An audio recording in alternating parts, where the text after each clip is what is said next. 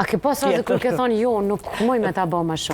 Po, kom pas raste të tilla, edhe domethënë nuk, sepse ne domethënë kirurgët megjithatë nuk dalim nga prej atyre që kemi mësuar, prej atyre që janë rregulla, qofshin të shkruara ose të pashkruara, po janë rregulla të arta kirurgjikale të cilat mundohemi me I respektu.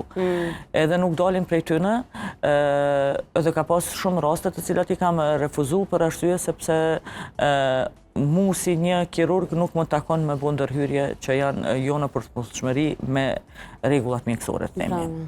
Mirë po, fatkeqësisht jemi me një kohë, të them, se jo me një vend, se në të gjitha vendet global është problem global.